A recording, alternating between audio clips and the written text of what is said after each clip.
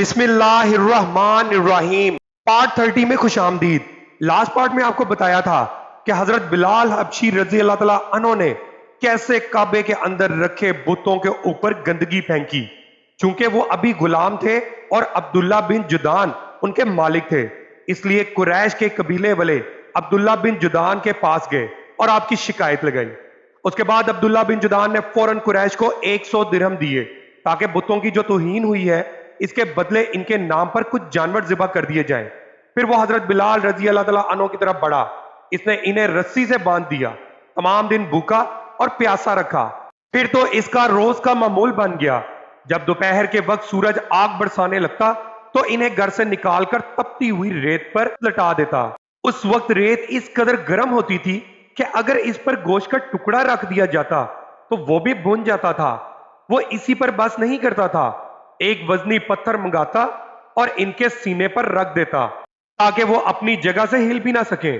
फिर वो बदबख्त इनसे कहता, अब या तो तू मोहम्मद की रिसालत और पैगंबरी से इनकार कर और लात और अज़ा की इबादत कर, वरना मैं तुझे यहां इसी तरह लिटाए रखूंगा यहां तक कि तेरा दम निकल जाएगा। हजरत बिलाल रजी अल्लाह तआला अन्हो इस बात के जवाब में फरमाते हैं, अहद अहद यानी अल्लाह ताला एक है, इसका कोई शरीक नहीं। जब हजरत बिलाल रजी अल्लाह तआला अन्हो किसी तरह इस्लाम से ना हटे तो तंग आकर अब्दुल्ला बिन जुदान ने इन्हें उमिया बिन खलफ के हवाले कर दिया। अब यह शख्स इन पर इससे भी ज्यादा जुल्मों सितम ढाने लगा। एक रोज इन्हें इसी किस्म की खौफनाक सजाएं दी जा रही थी कि हजूर नबी करीम सल्लल्लाहु अलैहि वसल्लम इस तरफ से गुजरे। हजरत बिलाल रजी अल्लाह तआला अन्हो शदीद तकलीफ की हालत में अहद अहद पुकार रहे थे।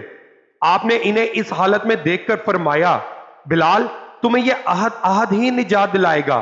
फिर एक रोज हजरत अबू बकर रजी अल्लाह तआला अन्हो इस तरफ से गुजरे।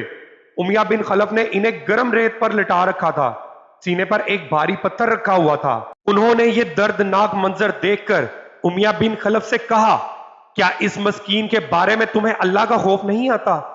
आखिर कब तक तुम इसे अजाब दिए जाओगे? उमिया बिन खलफ ने जल कर कहा, तुम ही ने इसे खराब किया है, इसलिए तुम ही इसे निजात क्यों नहीं दिला देते? इसकी बात सुनकर हजरत अबू बकर रजी अल्लाह तआला अन्हु बोले, मेरे पास भी एक हबशी गुलाम है, वो इससे ज्यादा ताकतवर है और तुम्हारे ही दीन पर है, मैं इनके बदले तुम्हें वो दे सकता हूं। ये सुनकर उमिया बोला, मुझे ये सौदा मंजूर है। ये सुनते ही अबू बकर सिद्दीक रजी अल्लाह तआला अन्हु ने अपना हबशी गुलाम इसके हवाले कर दिया। इसके बदले में हजरत बिलाल रजी अल्लाह तआला अन्हु को ले लिया और आजाद कर दिया। सुभान अल्लाह, क्या खूब सौदा हुआ। यहां यह बात जान लेनी चाहिए कि हजरत अबू बकर रजी अल्लाह तआला अन्हु का हबशी गुलाम दुनिया के लिहाज से बहुत कीमती था। यह भी कहा जाता है कि उमिया बिन खलफ ने गुलाम के साथ 10 ओकिया सोना भी तलब किया था और हजरत अबू बकर सिद्दीक रजी अल्लाह तआला अन्हु ने इसका यह मुतालबा भी मान लिया था। चुनाचे आपने इसे एक यमनी चादर और कुछ सोना दिया था। साथ ही आपने उमिया बिन खलफ से फरमाया था, अगर तुम मुझसे 100 ओकिया सोना भी तलब करते तो भी मैं तुम्हें दे देता। हजरत बिलाल रजी अल्लाह तआला अन्हु के अलावा हजरत अबू बकर सिद्दीक रजी अल्लाह तआला अन्हु ने और भी बहुत से गुलाम मुसलमानों को खरीद कर आजाद फरमाया था। ये वो मुसलमान गुलाम थे जिन्हें अल्लाह का नाम लेने की वजह से जुल्म का निशाना बनाया जा रहा था। इनमें से एक हजरत बिलाल रजी अल्लाह तआला अन्हु की वालदा हमामा रजी अल्लाह तआला अन्हा भी थी। एक आमिर बिन फहरा रजी अल्लाह तआला अन्हु थे। इन्हें अल्लाह का नाम लेने पर बड़े बड़े सख्त अजाब दिए जाते। ये कबीला बनी तमीम के एक शख्स के गुलाम थे।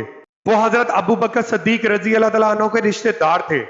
आपने अपने रिश्तेदार से खरीद कर इन्हें भी आजाद फरमाया। एक साहिब अबू फुकिया रजी अल्लाह तआला अन्हु थे। ये सफवान बिन उमिया रजी अल्लाह तआला अन्हु के गुलाम थे। ये हजरत बिलाल रजी अल्लाह तआला अन्हु के साथ ही मुसलमान हुए थे। सफवान बिन उमिया रजी अल्लाह तआला अन्हु भी इब्तिदा में मुसलमानों के सख्त खिलाफ थे। वो फतह मक्का के बाद इस्लाम लाए थे। एक रोज उन्होंने हजरत अबू फुकिया रजी अल्लाह तआला अन्हु को गर्म रेत पर लिटा रखा था। ऐसे में हजरत अबू बकर सिद्दीक रजी अल्लाह तआला अन्हु इस तरफ से गुजरे। इस वक्त सफवान बिन उमिया रजी अल्लाह तआला अन्हु ये अल्फाज कह रहे थे, इसे अभी और अजाब दो, यहां तक कि मोहम्मद यहां आकर इसे जादू से निजात दिलाएं। हजरत अबू बकर सिद्दीक रजी अल्लाह तआला अन्हु ने इसी वक्त सफवान बिन उमिया से इन्हें खरीद कर आजाद कर दिया।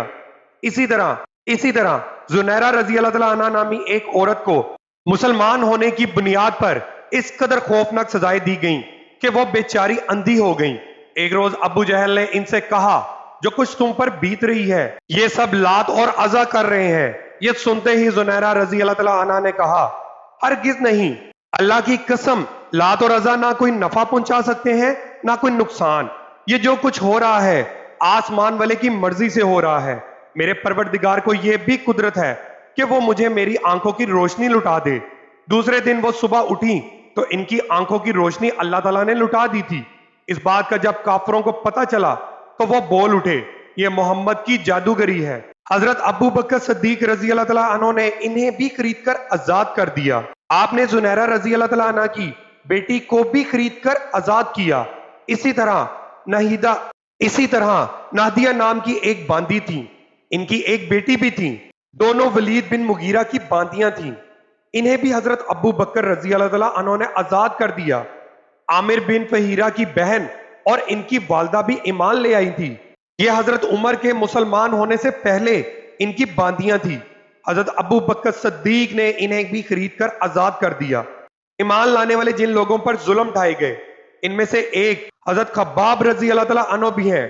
काफरों ने इन्हें इस्लाम से फेरने की कोशिश की मगर ये साबित कदम रहे। इन्हें जाहिलियत के जमाने में गिरफ्तार किया गया था। फिर इन्हें एक औरत उम्मे अनमार ने खरीद लिया। ये एक लोहार थे। नबी अकरम सल्लल्लाहु अलैहि वसल्लम इनकी दिलजोई फरमाते थे, इनके पास तशरीफ ले जाया करते थे।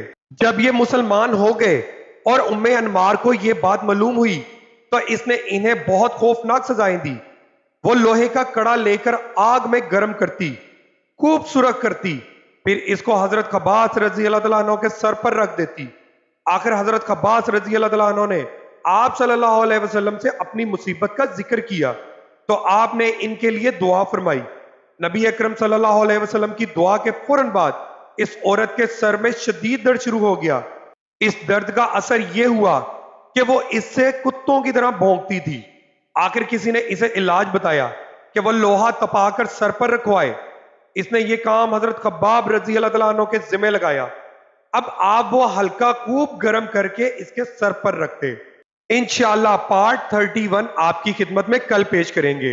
वीडियो को लाइक जरूर करिएगा और अपनी कीमती राय कमेंट सेक्शन में जरूर दीजिएगा।